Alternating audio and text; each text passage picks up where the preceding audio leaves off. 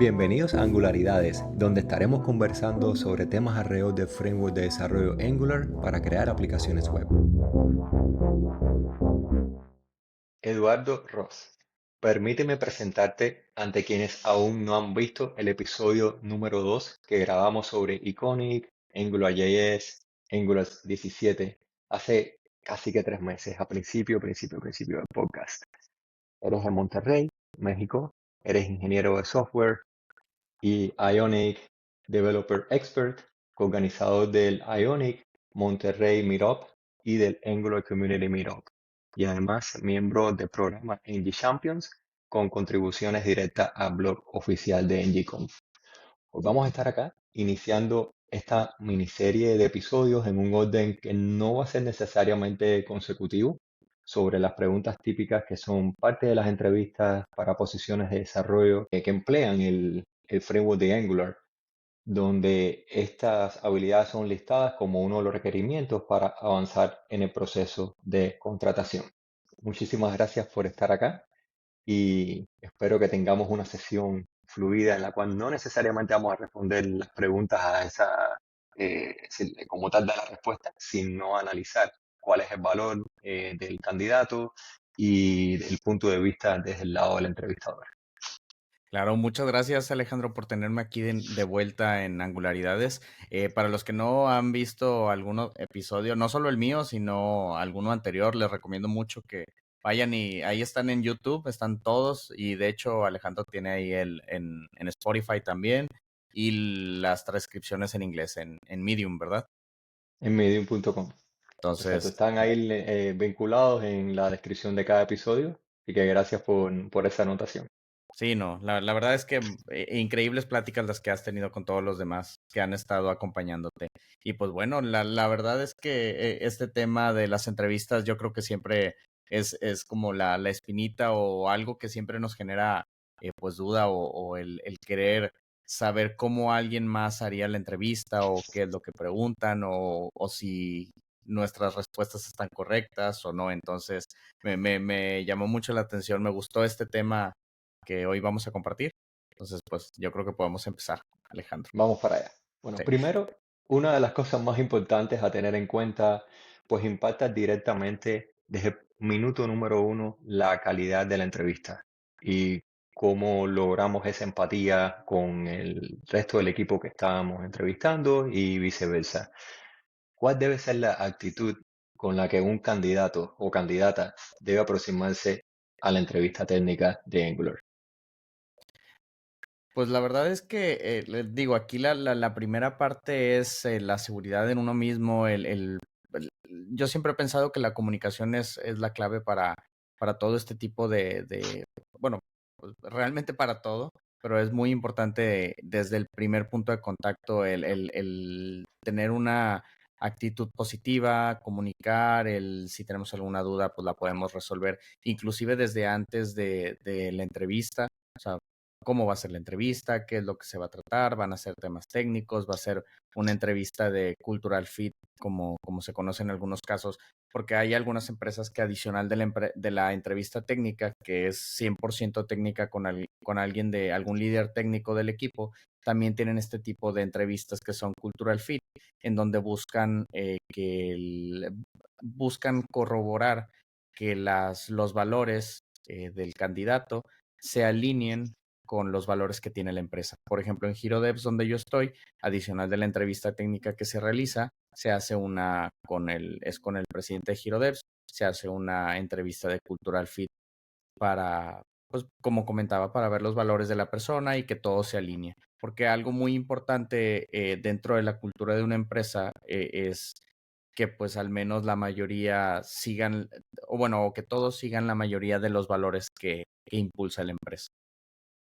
Exacto, es importante saber los valores esos principales, ir a la página de la empresa o preguntarle con anterioridad a la persona que te está reclutando hacia esa posición o si estás entrando con referido a ese rol en particular, Sí. porque teniendo el conocimiento de antemano de cómo es que va a funcionar, no solamente te acerca un poco más como ser humano a ellos, sino que tú estás seguro que tú realmente quieres trabajar con ese equipo que te está entrevistando.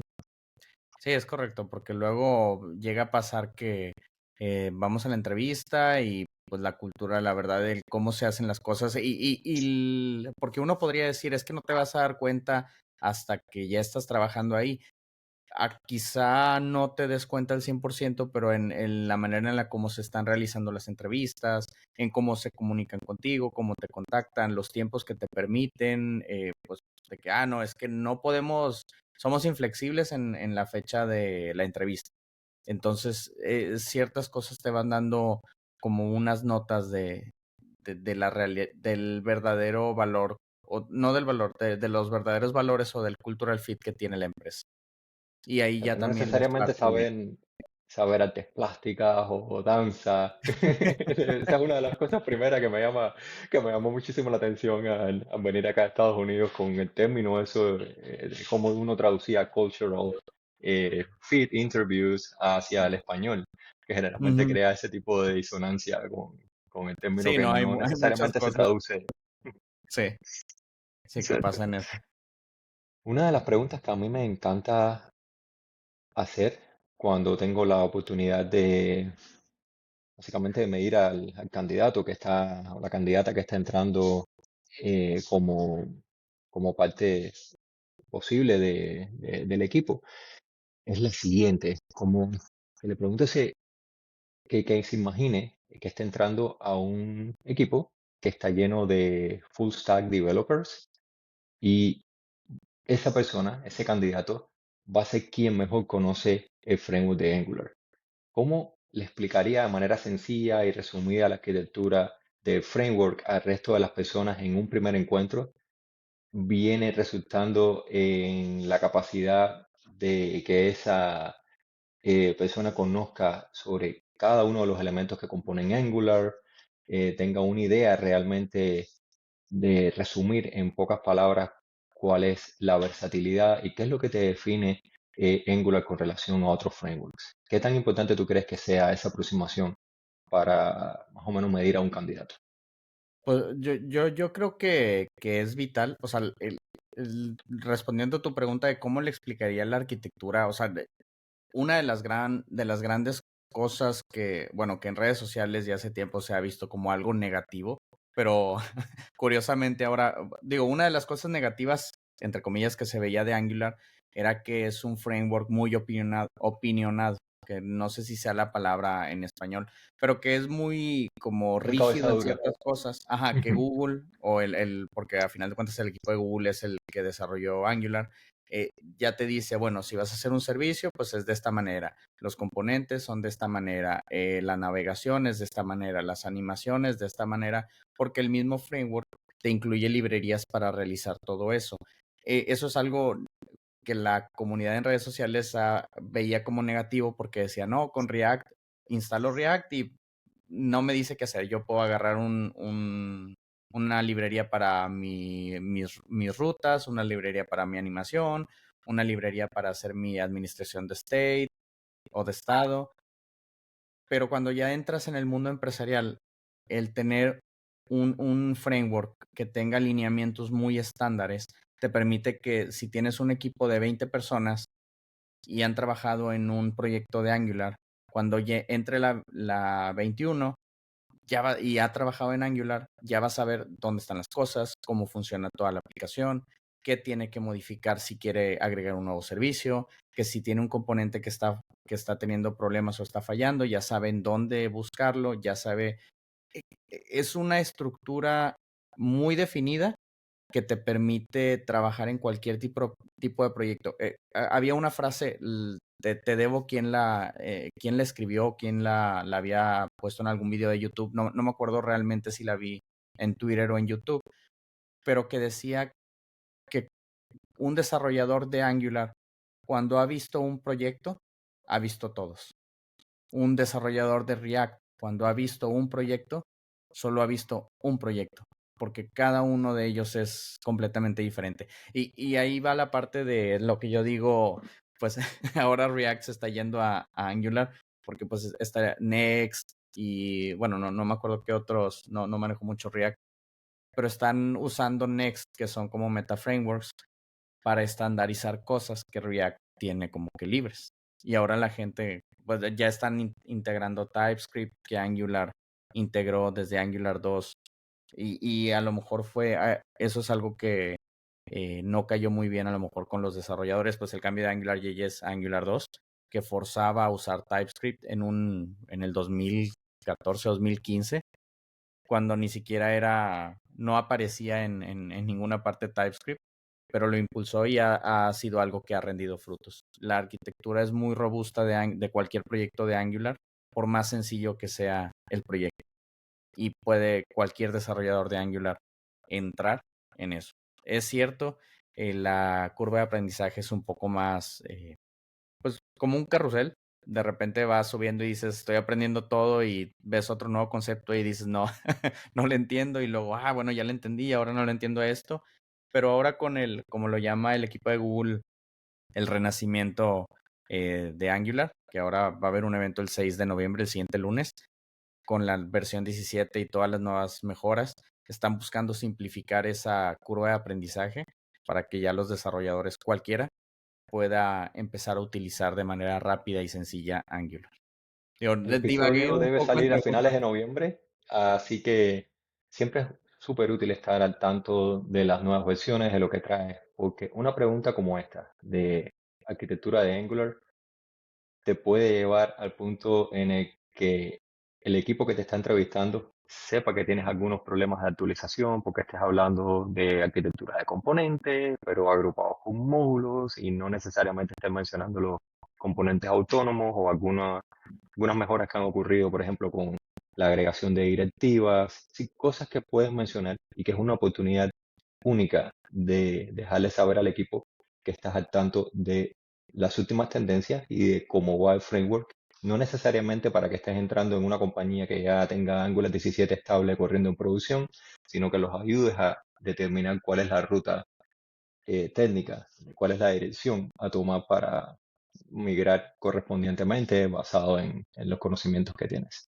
Sí, porque también hay muchas empresas, o sea, están las empresas que están en la última versión, están las empresas que están en la última -1, y están las empresas que hicieron la aplicación en Angular 7 y pues se quedó en Angular 7 y pues está la parte de, bueno, cómo vamos a migrar y todo eso.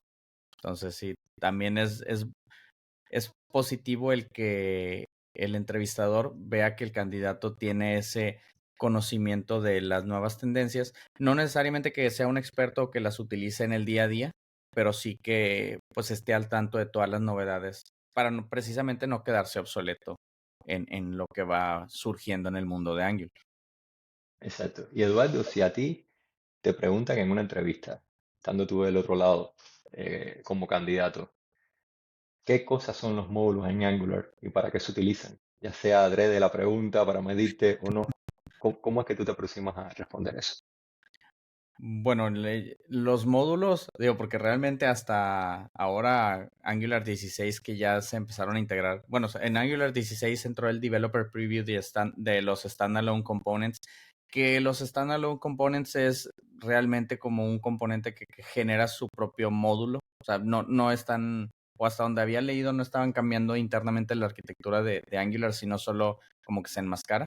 Eh, pero un módulo es como un contenedor en donde tú puedes colocar todos los servicios, los componentes, qué otros módulos vas a integrar ahí en ese módulo y qué cosas de tu módulo vas a exportar por si otro, es que luego suena como que un poco confuso, pero es como si fuera un bloquecito de funcionalidad que tú puedes agarrar y donde lo pongas en tu aplicación de Angular, tienes todo lo que hace que funcione ese bloque integrado, ya sea un servicio para conectarte a una API, ya sea 10 componentes visuales que te permiten ver en pantalla diferentes elementos, eh, rutas de navegación.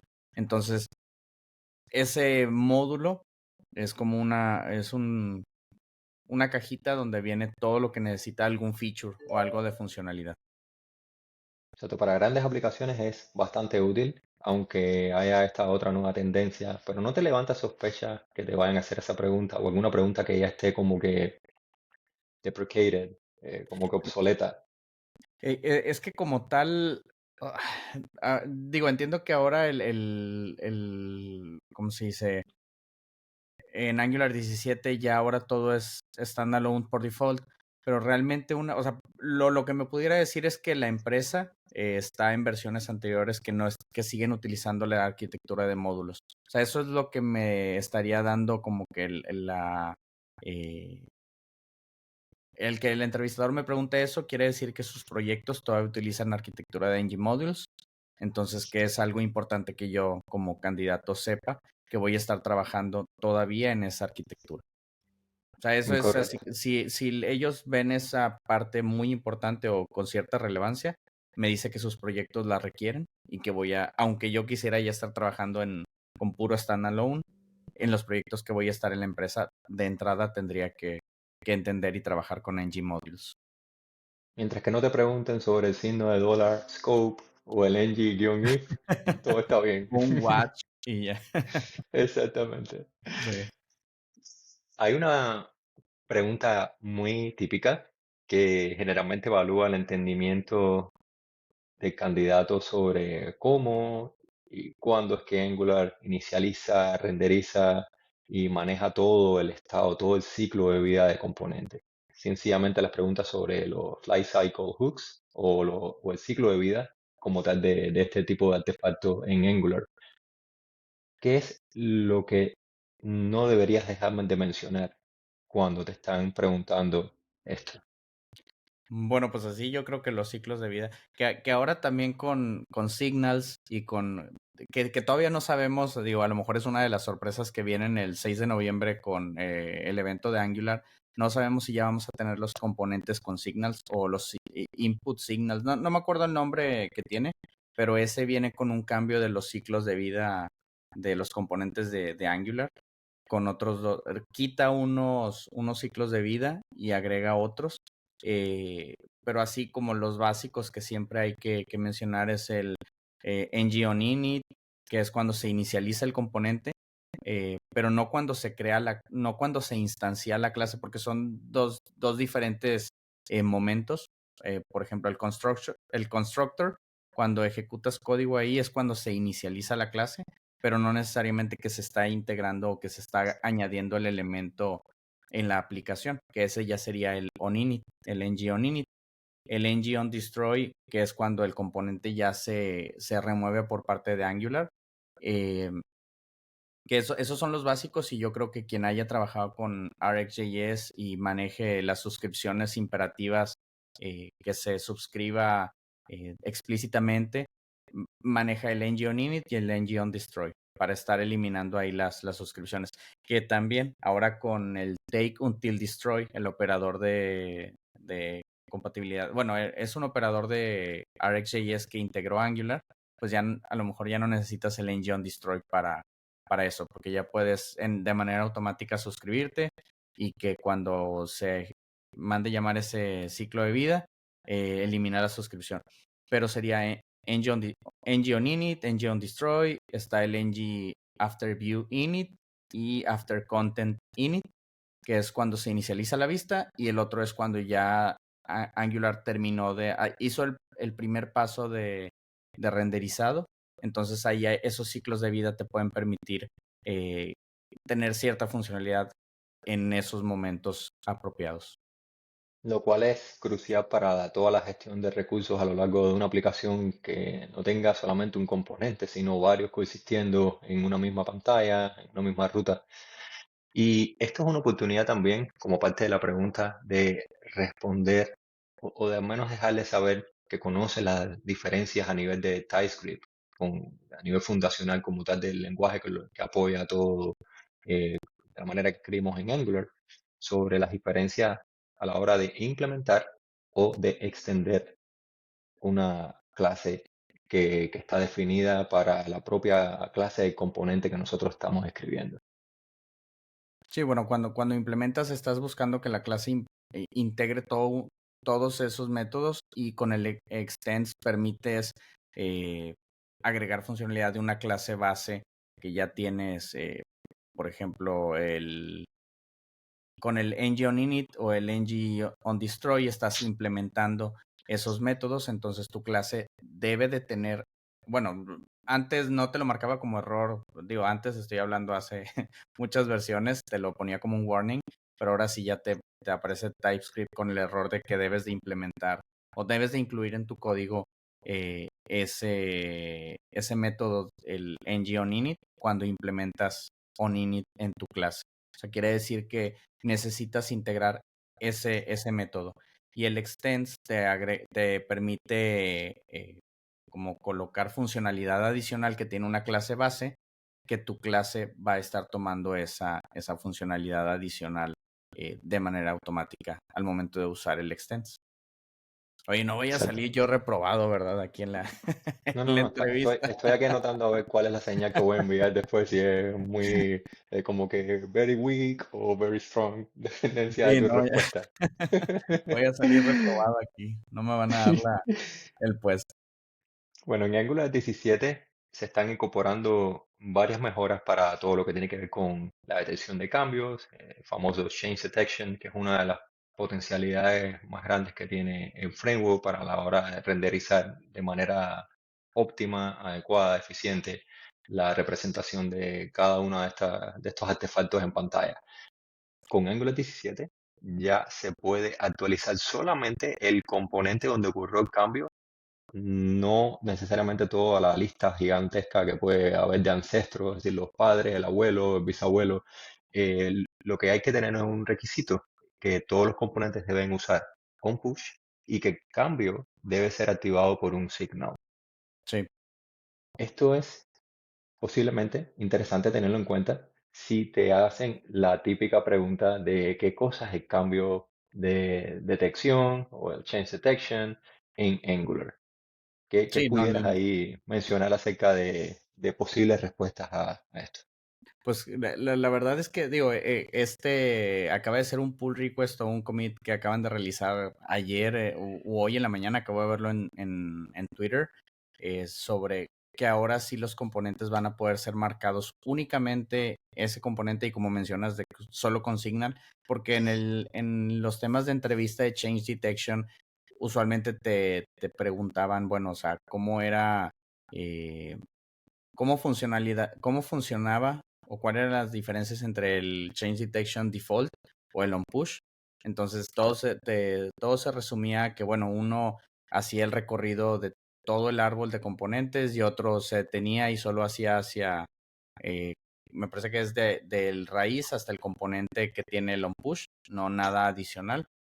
Pero ahora con pues va a cambiar ahora sí, porque pues a final de cuentas lo que se está buscando con Angular es ir hacia una reactividad fine grain. No sabría cómo traducirlo, o sea, que esté muy Muy puntual, precisa, ajá, sí, y solo actualice ese componente. Entonces, esto una vez integrado en Angular 17 va a agregar como esta respuesta a esa pregunta de una entrevista de cómo funciona el change detection en Angular. Porque inclusive también, bueno, hasta ahorita no se ha podido eliminar Zone.js, que es la librería que hace monkey patching en todos los métodos, eventos y muchas cosas que interactúan en el navegador de manera automática para detectar los cambios y hacer ese recorrido en el árbol de componentes y actualizar.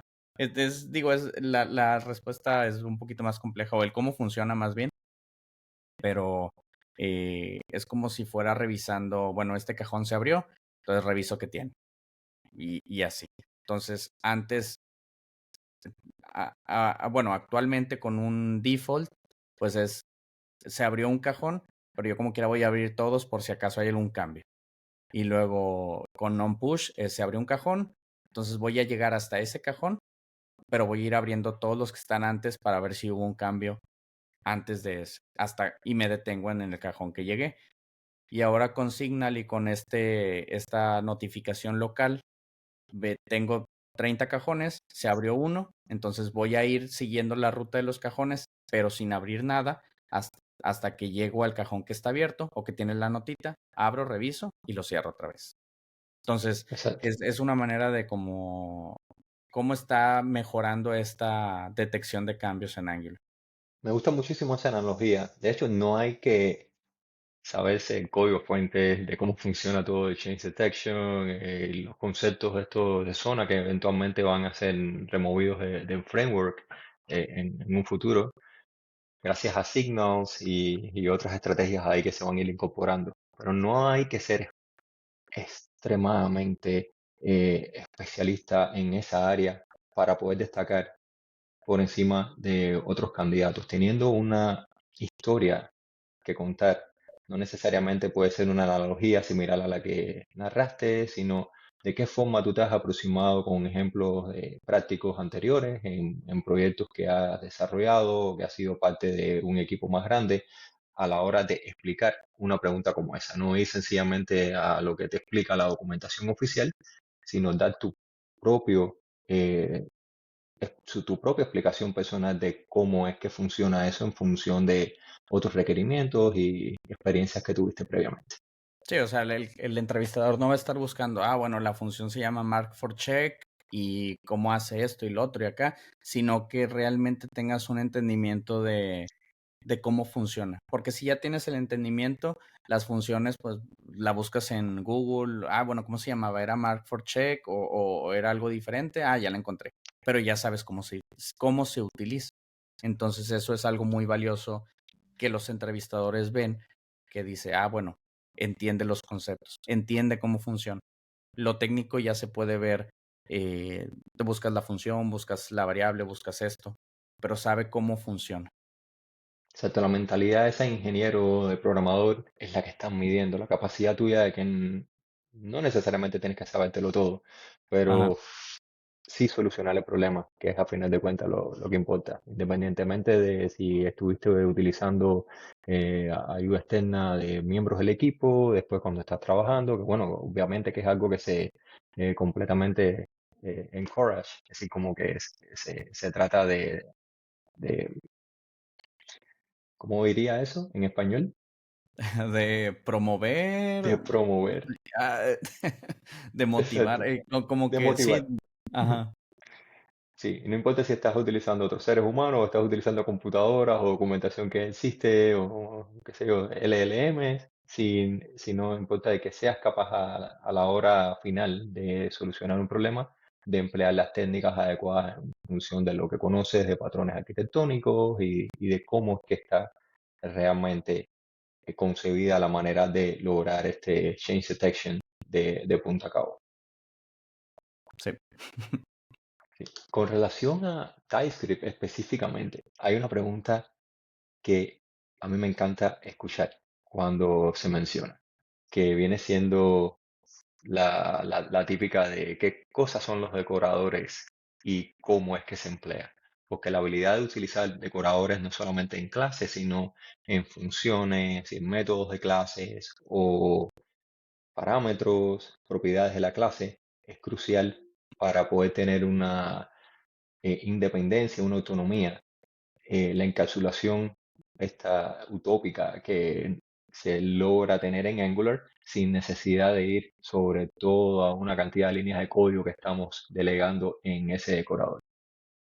Pues digo, los decoradores no estaban nativos en TypeScript hasta hace unas cuantas versiones que se están integrando y con ciertos, no limitantes, pero con ciertas condiciones, pero antes pues estaban, esto ha sido algo que está desde Angular la versión 2 y el decorador en sí es como una función a la que le pasas parámetros y que manda a llamar, toma una función, le agrega cierta funcionalidad adicional y regresan la misma función o la misma clase o el mismo objeto. Por ejemplo, cuando tú marcas con un decorador que va a ser un componente, puedes mandar un objeto de propiedades como el change detection, como el cuál es, bueno, ahora con el standalone, pues la propiedad de si va a ser standalone o no, Los los import, providers, los ajá, providers, templates, todo lo que necesita esa clase de, y simplemente le agregas ese decorador a tu clase. Entonces lo que hace es que de una manera sencilla toma esos parámetros, lo configura tu clase internamente y para el resto del código está regresando ya esa clase con toda la configuración necesaria que tú nada más le mandaste en un parámetro, en un objeto, en una propiedad. Entonces una función o sea, que sobrepone a la función o a la clase que le estás mandando.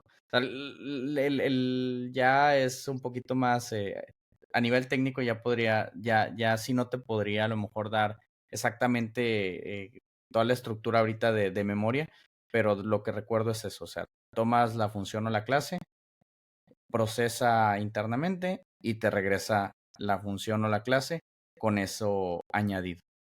Pero Es al tener un literalmente decorador, lo que hace, modificando esos métodos, propiedades e incluso parámetros de funciones ahí en tiempo como tal de compilación. Y para las personas de vieja guardia que aprendieron a programar utilizando la programación orientada a objetos, esto es algo súper dinámico que no necesariamente te atrapa dentro de todo un proceso de herencia donde tengas que estar declarando de antemano, estás reutilizando ya decoradores nativos o estás pudiendo tener la capacidad de escribir los propios tuyos que después van a ser inyectados por otras personas al equipo, o bueno, en el caso de los nativos que van a tener la capacidad de ser adoptados por cualquier desarrollador o desarrolladora de Angular. ujú, sí, en Nest.js, que es una API sobre Express o Fastify que está hecho en TypeScript, utiliza conceptos, bueno, también está hecho en Angular, utiliza conceptos de decoradores para si vas a hacer por ejemplo, un request post, agregas el decorador post a tu método y entonces internamente Nest.js ya sabe cómo tiene que configurar ese método o esa función para tu API. Entonces, Exacto. no únicamente son como que los decoradores que ya trae Angular, sino también nosotros podemos hacer uso de ellos. La verdad es que yo no he tenido que hacer un decorador personalizado, pero pues, debe de tener sus use cases o sus casos de uso.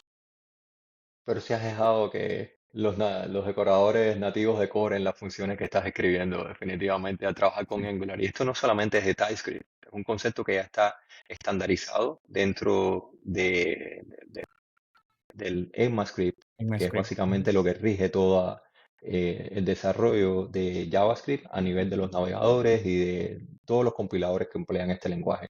Creo que fue ECMAScript 6 el que ya traía el concepto de decoradores como tal. Sí, ahorita mencioné mal y dije que era TypeScript, pero perdón, tienes razón, era en ECMAScript ahora que se acaban de integrar ya de manera nativa los decoradores.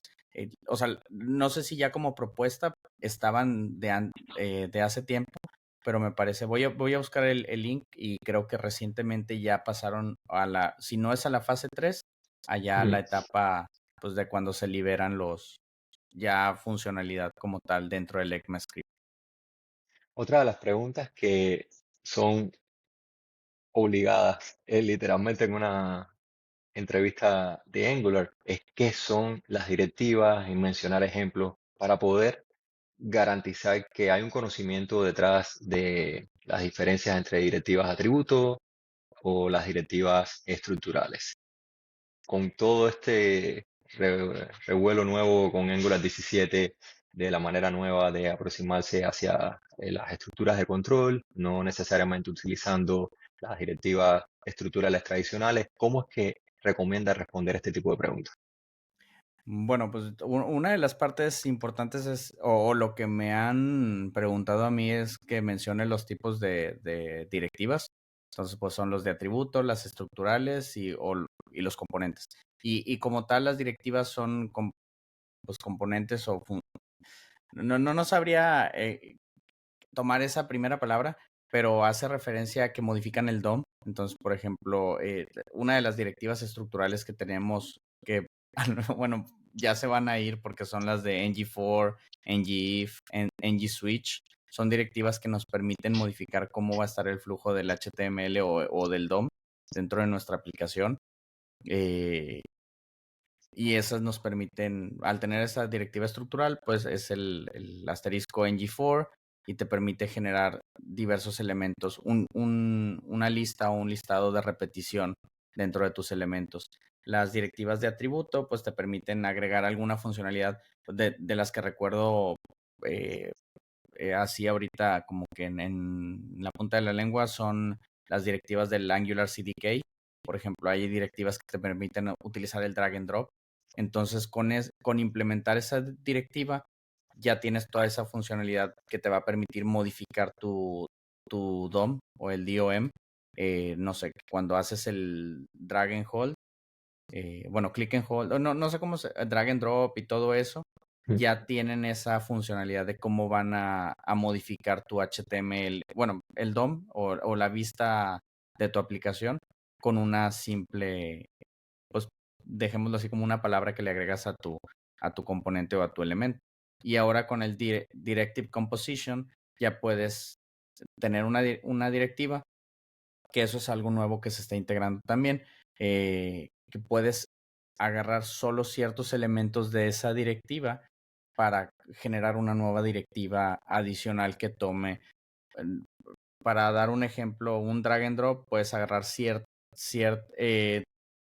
puedes hacer un binding de esa directiva para los métodos en particular que necesites, en, por ejemplo, el drag, y tú puedes agregar funcionalidad adicional sobre esa directiva. Y antes, pues tenías que extender, agarrabas toda la directiva completa y trabajabas sobre ella. Y de esta manera ya puedes ir agarrando puntualmente lo que necesitas de la directiva. No sé si a lo mejor respondí, esto a veces pasa No, en loco, las la agregación de entrevistas. directivas es algo que también le puede sumar puntos al valor de la respuesta. Incluso si combinas eso con a nivel arquitectónico, dejar claro que tienes conocimiento acerca de que independientemente de que Angular sea un framework enfocado a toda la estructuración de componentes, incluso los componentes son una forma específica de directiva que tiene una vista, es decir, un template asociado. Todo es una directiva. Ujú. Es decir, componentes, directivas, al final son en la misma unidad, lo que en este caso el componente tiene ese añadido extra como tal. Sí. Y con los host directives se pueden hacer cosas bastante Muy fluidas a robusto. nivel de UX, de la experiencia del desarrollador, lo cual ha sido una de las agregaciones nuevas en Angular 16 bastante interesante. Ujú. Hay una pregunta que si te la hacen, no necesariamente tienes que reírte, que viene siendo de qué son bueno, si vas a una entrevista en español, si te hacen esta pregunta, lo menos que podríamos hacer es dejar de reírnos realmente. ¿Qué son las tuberías y cómo es que se utilizan? Bueno, ya sí, híjole, o sea, yo espero no tener alguna entrevista donde me pregunten así de, de qué son las tuberías, o bueno, esperaría que me dijeran qué son los pipes, Una pero pregunta de plomería, ingeniería. sí, de que, bueno, pues no sé, pues, tubería de PVC o, o de cobre o de qué. No, pero los pipes son funciones, bueno, hay que, en resumidas cuentas, que toman un input y te dan un output. O sea, es como para procesamiento de una entrada y de una salida. Y por eso mismo tenemos dos tipos de pipes, las impuras y las puras. Que en breve se resume a que las puras, la principal diferencia es que las puras por la misma, o sea, reciben una entrada y para esa entrada solo tienen una salida. O sea, no hay, reciben, por ejemplo, una que cambia a mayúsculas. Recibe una A minúscula y no importa las veces que ese pipe, que esa función se mande llamar, cada vez que recibe una A minúscula, va a regresar una A mayúscula.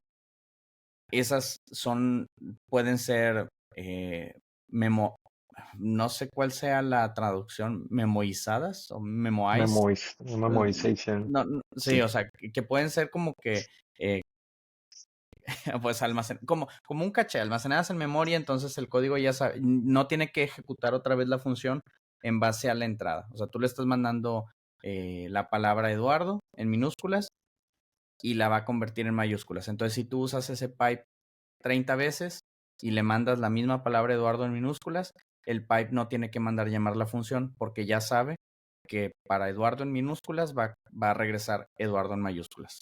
Punto. O sea, o no sé, la cantidad de letras en la palabra.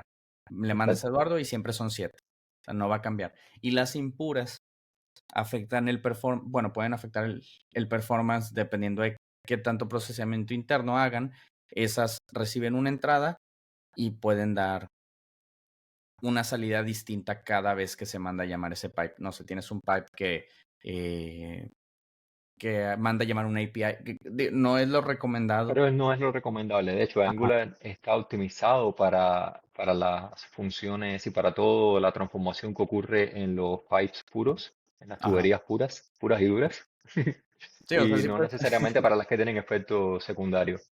De hecho, Ajá, es importante destacar ahí la reutilización que nos trae el hecho de poder utilizar esa función directamente en las plantillas una y otra vez, como mencionaba, lo fácil que es el mantenimiento, incluso la legibilidad, porque teniendo el carácter de tubería junto con el nombre, tiene un nombre que tenga sentido, un nombre semántico, que ujú, pueda ser reutilizado a través de otras partes de la aplicación que vayan a beneficiarse de esa funcionalidad y la ventaja de rendimiento. Tienen que estar pasando una función y el valor ese como parámetro, en vez de tener que utilizar la tubería como tal, no tiene sentido desde el punto de vista de rendimiento, por lo cual es una de las cosas que queda clara como respuesta en ese tipo básico de preguntas. sí. Y dos ventajas adicionales es que las tuberías o los pipes pueden ser concatenados, entonces tú puedes hacer un procesamiento de primero un pipe para minúsculas, luego un pipe para transformar a otro formato, luego un pipe. Y si vas a estar haciendo varias veces, también puedes tú crear tu propio pipe que utilice el método transform de otro pipe de manera programática. Entonces, tienes... Eso es un plus Ajá. realmente, tener ejemplos concretos de momentos en los que has creado, si realmente has tenido la oportunidad de hacerlo, no importa si ha sido en un proyecto como parte de la empresa, sino en algo también personal, tener la experiencia es algo que es realmente recomendable de, de crear su propia tubería. Sí. Aunque uses varias tuberías del mismo Angular, pero el crear tu propia, que mande llamar esas, pues ya te da un plus de que pudiste hacer uno. Y en lugar de poner 5 pipes en tu template, nada más mandas uno. Exacto. Si estamos entrevistando a alguien que sea full stack developer puro, que tengan poca experiencia con frontend, con Angular, o alguien que venga de otro framework, o ni siquiera haya tocado este en específico, y le hacen la pregunta de cómo crear un servicio en Angular, ¿crees que de alguna manera vayan a tener dificultad a la hora de responderlo? Y vayan a tropezar con servicios APIs o algo así. Pues si trabajo con Angular, yo diría que no, por la forma en la que estandarizado Angular y cómo, bueno, siempre y cuando haya aprendido las mejores prácticas de Angular, porque también en Angular, pues, a final de cuentas puedes hacer lo que quieras, eh, pero si aprendió los conceptos bien de Angular, no debería tener problema en saber, bueno, quieres un servicio porque vas a consumir datos, entonces genero que no necesariamente el servicio es para consumir datos, puedes tener un servicio bueno, consumir datos con una API me refiero, porque a final de cuentas también puedes tener un servicio que sirva de state management con antes behavior subjects, ahora con signals, pero eh, para crear un servicio en Angular, pues no debería haber problema a alguien que ya haya tenido algo de acercamiento con el framework. Para alguien que no, podrías, hasta incluso te podría decir, oye, pero yo para qué necesito un servicio si en mi componente puedo mandar llamar hago fetch y obtengo el API, obtengo mis datos del API directamente, eh, pues desde el mismo componente donde los voy a necesitar. Entonces ahí entra la parte del separation of concerns, el que entiendan bien la arquitectura de cómo funciona Angular. Bueno, que tienes tu servicio, que es un singleton, bueno, usualmente, que es un singleton que vas a instanciar una vez y que tienes el método disponible para todas tus clases en donde implementes. Que ya tiene tiempo que Angular recomienda hacer el provided in root para que se registre en toda tu aplicación y ya quede el servicio, eh, bueno, que solo se cree una instancia de ese servicio para todos tus componentes adicionales o que estén en la aplicación. Así Entonces, que tengas un servicio que vaya a ser utilizado por algo que no vaya a ser representado en la aplicación hasta que no se cargue ese ujú, componente en demanda, utilizando lazy loading, pero la generalidad de los componentes sí es seguro pasarle el provider in. Sí. Entonces, eh, pues ya tienes el servicio y también para el evitar duplicidad o para el tema de dónde se va a estar mandando a llamar los métodos al API, pues, por ejemplo, está quien tiene todo en el componente y si quieres hacer un ajuste, pues te tienes que ir componente por componente a ver en dónde lo estás utilizando, que el API, la llamada al método esté actualizada, que si no se agregó un campo más. Entonces, teniendo en servicio, ya tienes todo en un solo lugar y todos tus componentes simplemente inyectan ese servicio, mandan llamar el método y tu servicio es el que se encarga de la lógica de qué es lo que tiene que hacer para regresar los datos. Y siguiendo el principio de responsabilidad única que comentabas anteriormente, Separation of concerns. exacto, no tienes que emplear un solo servicio por funcionalidad de la aplicación. Realmente, si se sigue ese principio de una manera correcta, un servicio debería solamente ofrecer la capacidad para la cual esté diseñado una función en particular que va a darle servicio al componente que va a utilizarlo, o a la directiva o al pipe que va a utilizarlo.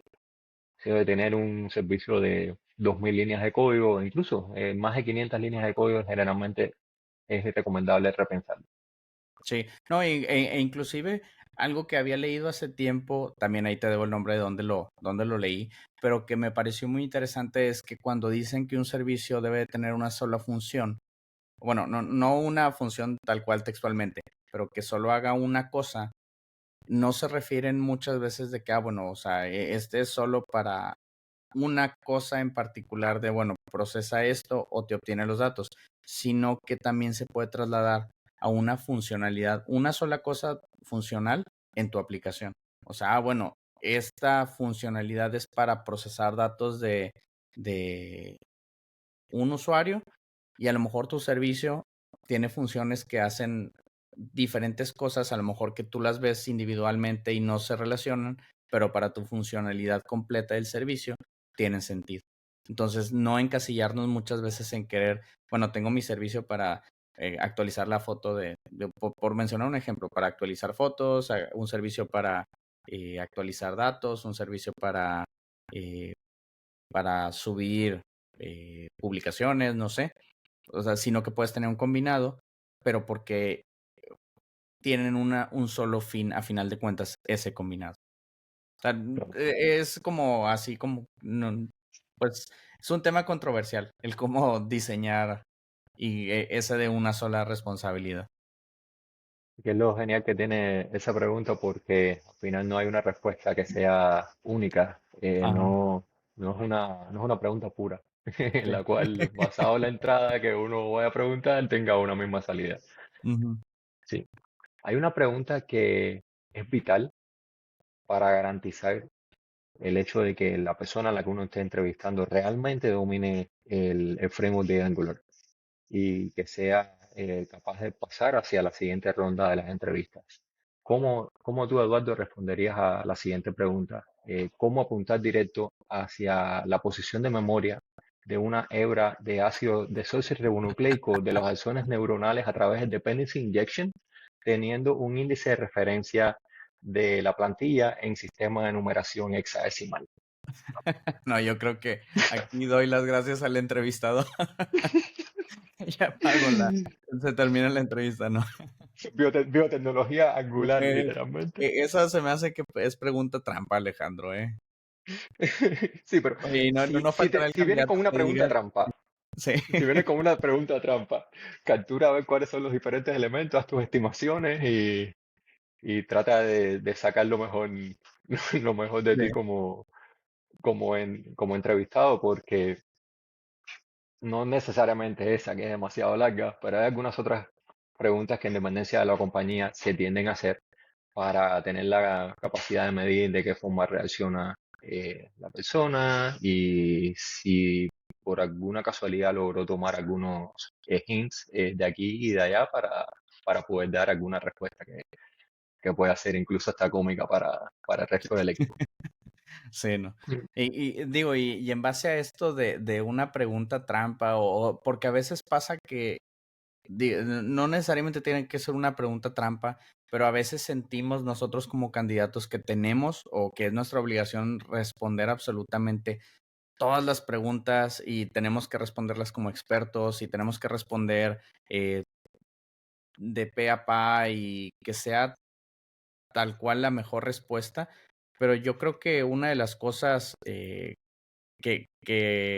valora también la empresa, o al menos que es algo que he visto aquí que se promueve mucho en Hero Devs, es parece que es comercial, pero la verdad es que siempre menciono Hero Devs porque hay muchas cosas que me gustan, y una de ellas es este aspecto eh, de vulnerabilidad, porque a final de cuentas es el reconocer cuando no sabes, cuando algo no lo comprendes, cuando no tienes el conocimiento, cuando algo te faltó, te falló, cuando te equivocaste. Entonces, una de las cosas que a mí que recuerdo mucho de mi entrevista técnica cuando estuve en el proceso con Hero Devs es que el entrevistador me mencionó, o sea, no tienes que responder absolutamente todo, o sea, se vale decir, esto no lo sé, no lo recuerdo, y me decía, yo prefiero mil veces una respuesta desde tu conocimiento de, sabes que tengo limitado conocimiento de este concepto, esto es lo que yo entiendo, hasta ahí, o sea, si sea un 5%, que empezar a aventarte un speech de 5 o 10 minutos donde, bueno, empiezas a inventar, a decir esto, y ya te comiste 10 minutos de algo que era tan sencillo de decir, ¿sabes qué? He leído sobre eso, es lo que entiendo es esto poquito y ya. Pero, o sea, el no va a ser, bueno, pues ya ahí me quedo, sino, bueno, ya me diste este tema para conocer, entonces voy a revisar cómo funciona, porque pues es algo importante de saber. Es demostrar que eres honesto, que tienes Ajá. la capacidad de aprender y la capacidad de convertir una señal roja que te vaya a poner el entrevistador ahí en sus notas en algo realmente positivo. No quiere decir que Sí, todas las preguntas las respondas como que no sabes, porque realmente a lo mejor esa no es la posición a la que debes aplicar, pero sí tener la sinceridad de, de decir realmente la verdad y si hay algo en específico que incluso aunque lo conozcas, por ejemplo, que te hagan una pregunta de algo de server-side rendering que no hayas tocado hasta el momento, pero sí sepas cómo funciona todo el proceso de reanudabilidad y las cosas nuevas que han venido en el Angular 17, pero no lo has implementado como tal en un producto. Es interesante que menciones acerca de que conoces el concepto, pero no has tenido la experiencia profesional y te encantaría poder tener la posibilidad de enfrentar ese tipo de casos de uso para probar cualquier conocimiento nuevo que puedas adquirir. sí, y también, o sea, es importante saber reconocer o sea, porque está como mencionas he leído y tengo conocimiento, no lo he implementado o lo he implementado en proyectos personales, nada en productivo o en una empresa, hasta ni idea, o sea, hay ciertas cosas que, te pongo un ejemplo, en toda la experiencia que había tenido de proyectos de Angular, o sea, la verdad es que todas las formas había utilizado de manera nativa Angular Forms. Estoy ahorita en un proyecto en donde se utiliza en gran medida los Control Value Accessors, Ujú. y era algo que si me hubieran preguntado hace tiempo, hace pues 2 meses que no está, que 2, 3 meses, no me acuerdo cuánto tiempo ya llevo, se me olvida de repente en las fechas, cuando empecé con este proyecto a trabajar, a revisarlo, si me hubieran preguntado, te hubiera dicho no, o sea, me da algo de idea el nombre y de cómo funcionaría, pero pues no tengo mucha noción porque no lo había necesitado utilizar en el proyecto. Y ahora que ya lo trabajé, pues ahora sí te puedo decir, bueno, pues estás extendiendo una funcionalidad para que puedas hacer procesamiento adicional o necesario cada vez que un control va a actualizar su valor dentro de Angular. Entonces, inclusive uno podría pensar que debes de saber todo, pero siempre hay alguien que sabe más que tú, y ese alguien, siempre hay alguien que sabe más que él, eh, y siempre hay algo que aprender. O sea, es imposible llegar a una entrevista diciendo yo sé el 100% de Angular o de cualquier tecnología. exactamente.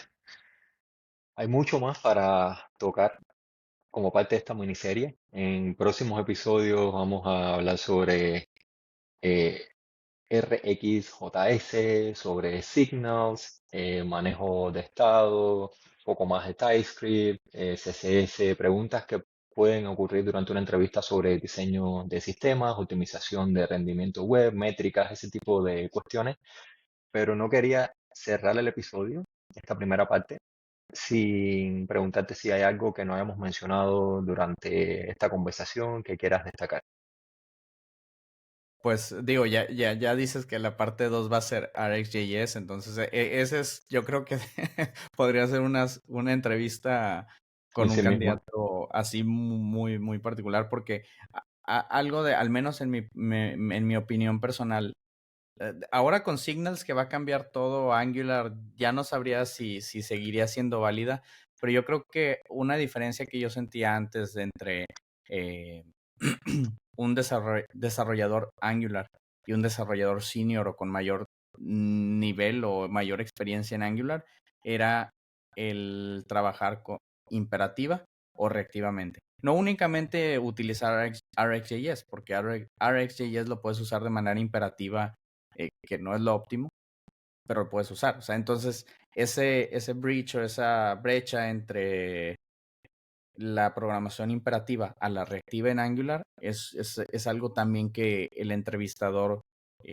valora mucho. O sea, que sabe, bueno, o sea, buscas la reactividad, que sea declarativo tu código. ¿qué recursos recomiendas explorar en caso de que haya alguien que esté escuchando o leyendo la transcripción del episodio que quiera prepararse para responder de manera, sí, de manera viable este tipo de preguntas? O sea, si le preguntaran cuál es la diferencia principal entre programar imperativa Un contra paradigma reactiva, fundamentalmente y bueno, y cualquier cosa que tenga que ver como tal en general de Angular. Mirar la documentación oficial solamente o hay algún otro tipo de recursos en la web que sugieras. pues la documentación oficial, tanto de Angular, RxJS, como, pues la verdad es que en esto del conocimiento, pues hay muchos GDE o Google Developer Experts que comparten diariamente, o si no diario, semanalmente, bloques de código, pequeñas mejoras, explicaciones, tutoriales. Entonces, algo que me ha gustado mucho de la comunidad de Angular es que es muy unida. O sea, realmente salvo las controversias con otros frameworks que a veces pasa entre framework Angular contra otros o otros contra Angular. Haciendo a un lado eso, la comunidad de Angular es muy unida. Entonces, siempre se está apoyando y ayudando. Hay un canal en Discord. Bueno, no sé si se llama canal, pero están presentes en Discord, en Twitter, las redes sociales. Todo, no hay un desarrollador Angular que me haya tocado que pueda ayudar y no ayude. Entonces, ahí siempre está la comunidad abierta para ir aprendiendo. Entonces, Mm, YouTube, Twitter, documentación oficial. Y claro, Así, están los tutoriales, los de paga y los cursos, pero yo siento que con lo que está disponible actualmente puedes mejorar mucho y aprender, si es que no has trabajado con Angular. así mismo. Gracias por compartir eso y nos vemos en la próxima aventura de la miniserie. Gracias, esperemos estar aquí para un tercer capítulo. Vale, hasta luego. Chao. Hasta luego. Gracias por escuchar este podcast y espero que te sean útiles los temas abordados durante el episodio. Si aún no te has suscrito, te invito a hacerlo para no perderte ninguno de los futuros tópicos relacionados con frontend, interfaces gráficas, arquitectura de software y desarrollo web a través de Angular.